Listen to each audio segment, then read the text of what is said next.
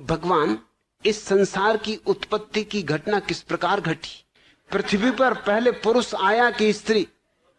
कृपया हम अज्ञानियों को विस्तार पूर्वक समझाइए। H.L. जोगन, सेठ चंदूलाल गांव में आए एक महात्मा के पास गए थे।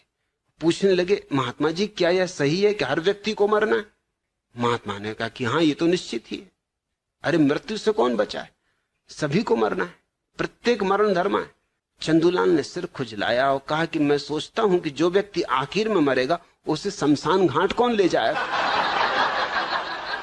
देख तो कैसे कैसे कठिन सवाल उठते हैं आदमियों के दिमाग। ये बात तो बड़े पते की।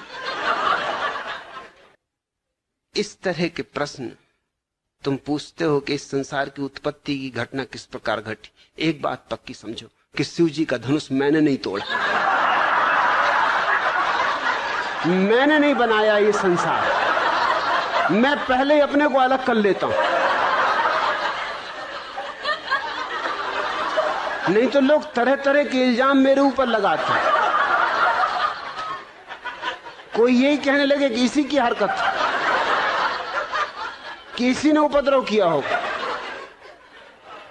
तो H.L. जोगन, इतना मैं पक्का कह देता हूं, जितना मैं पक्का कह सकता हूं कि मैंने बिल्कुल, मेरा हाथ ही नहीं इसमें, दूर का नाता रिश्ता भी नहीं इसके बनाने में।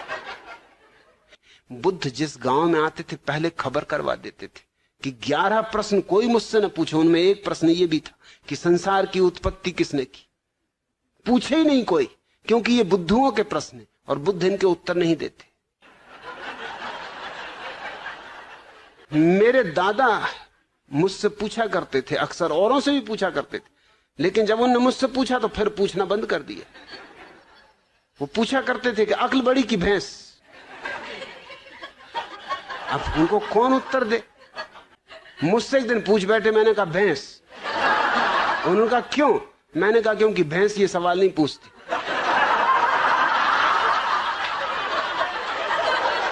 ये खुजली तुम्हारी अक्ल में ही चलती। भैंस तो बिल्कुल परमहंस दशा में।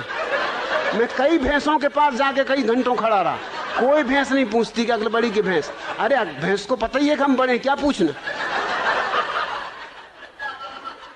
फिर उन्होंने नहीं पूछा। फिर मैं कई दफा उनसे पूछता था कि पूछो ना, अक्ल बड़ी के भैंस। कहते तू चुप रहे। वो मुझे कहीं नहीं ले जाते थे, वो बड़ा सत्संग करते थे, महात्माओं के पास जाते थे। वो जब भी जाए मैं बैठे ही रहता था कि आया मैं भी, कि नहीं तू ले जाने नहीं, तू कुछ ना कुछ उल्टी सीधी बात कह देगा। मैंने कहा उल्टी सीधी बातें तुम लोग करते हो, मैं सीधी सादी बात करता हूं। अब तुम ये बात पूछते हो अक्ल बड़ी की भैंस, और मैंने सीधा उत्तर दे दिया कि भैंस, तो तुमको लगता है उल्टी सीधी बातें कर रहा हूं। अरे आने दो, मैं भी तुम्हारे महात्मा को जरा दिखाऊंगा। एक दफा मुझे ले गए, सिर्फ एक दफा ले गए। एक महात्मा के पास गए वो मिलने, मुझे ले गए। महात्मा की उम्र रही हो कोई 30 साल, मेरी उम्र रही होगी मुश्किल से कोई 15 साल, और मेरे दादा की उम्र रही कम से कम 60 साल। महात्मा ने उनसे कहा आओ बच्चा बैठो। ठीक।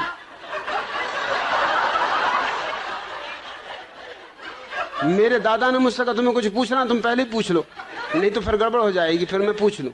मैंने उनसे पूछा कि बच्चा एक जवाब दो। महात्मा बहुत नाराज हुए, कहने लगे मुझसे बच्चा कहते हो? मैंने कहा तुम मेरे दादा को बच्चा कह रहे हरामजादे, 60 साल की उम्र के बूढ़े को बच्चा कह रहे, 30 साल के तुम हो, 15 साल का मैं हूं, तो कोई गणित में गलती कर रहा हूं? तुम बच्चा नहीं महाबच्चा हो।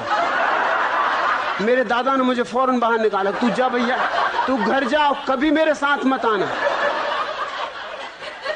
क्या बातें पूछ रहे हो? सृष्टि को किसने बनाया?